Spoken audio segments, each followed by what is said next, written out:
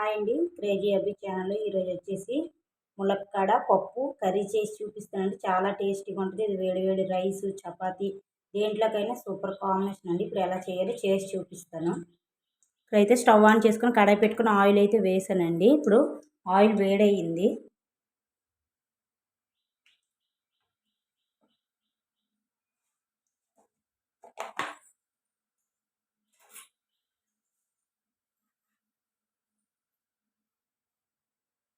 ఇప్పుడు ఇందులోకి అర స్పూన్ దాకా జీలకర్ర,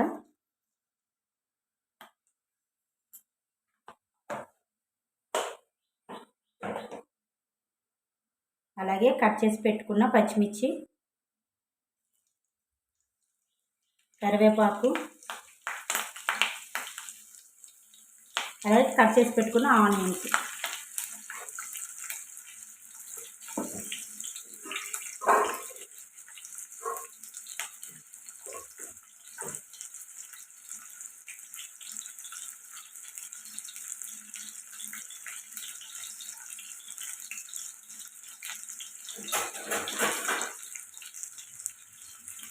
ఇవి ఇప్పుడు ఫ్రై అవ్వాలండి.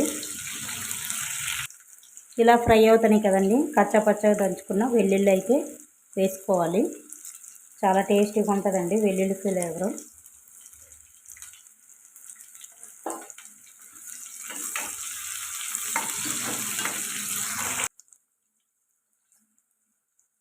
ఉల్లిపాయలు అయితే ఫ్రై అయ్యాయి కదండి. ఇప్పుడు ముందుగా కట్ చేసి పెట్టుకున్న ములక్కాడ అయితే వేసేద్దాం. ఇవి కొద్దిగా ఆయిల్లో ఫ్రై అయితే బాగుంటుందండి.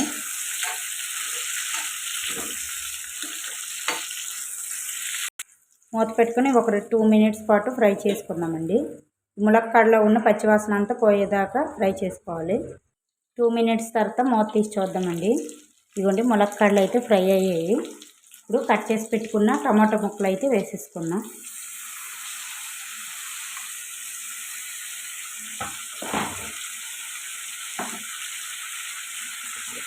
టమాటో ముక్కలు మగ్గడానికి సాల్ట్ అయితే యాడ్ చేసుకున్నా, రుచికి సరిపడగా ఉప్పు.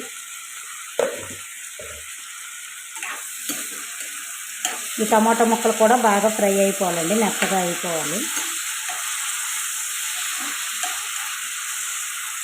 ఇలా కలుపుకొని మూత పెట్టుకొని ఫ్రై చేసుకున్నాం. ఇప్పుడు మూత తీసి చూద్దామండి. చూడండి టమాటా కూడా మనకు మగ్గిపోయింది. ఇప్పుడు కారం, పసుపు అవి యాడ్ చేసుకుందాం. కారం, ధనియాల పొడి, అలాగే పసుపు. ఇది బాగా కలుపుకున్నాం. 1 నిమిషం పాటు ఈ మసాలాలోనే ఫ్రై చేసుకున్నాం.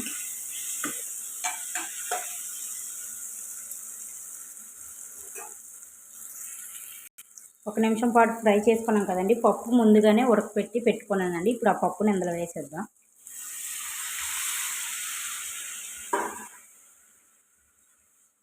ఇప్పుడు బాగా కలుపుకొని కొద్దిగా వాటర్ యాడ్ చేసుకొని మూత పెట్టుకొని ఉడికించుకుంటే కొద్దిగా వాటర్ అయితే యాడ్ చేసుకుందామండి. ఇప్పుడు కలుపుకొని మూత పెట్టుకొని దగ్గరికి అయ్యేదాకా ఉడికించుకుందాం.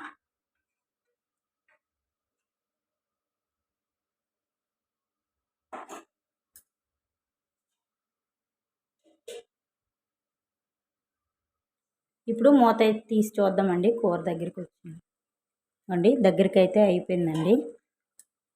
లాస్ట్లో కొత్తిమీర వేసుకుందాం.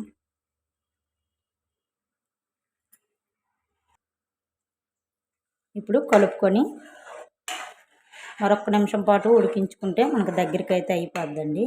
పప్పు కదా, చల్లారిన కొద్దీ దగ్గరగా అయిపోద్ది. మరొక నిమిషం పాటు ఉడికించుకుందాం. 1 నిమిషం తర్వాత మూత తీసి చూద్దామండి. దగ్గరికి అయితే అయిపోతుంది కర్రీ. ఇప్పుడు నేను స్టవ్ ఆఫ్ చేసుకొని సర్వింగ్ ప్లేట్లోకి అయితే తీసుకుంటాను. మన టేస్టీ ములక్కాడ పప్పు అయితే రెడీ అయిపోయిందండి. చాలా టేస్టీగా ఉంటుంది. ట్రై చేయండి. ట్రై చేసి ఎలా వచ్చిందో కామెంట్ సెక్షన్లో కామెంట్ చేయండి. లైక్ చేయండి, షేర్ చేయండి, సబ్స్క్రైబ్ చేసుకోండి. ప్లీజ్ సపోర్ట్ చేయండి. బాయ్ అండి, బాయ్.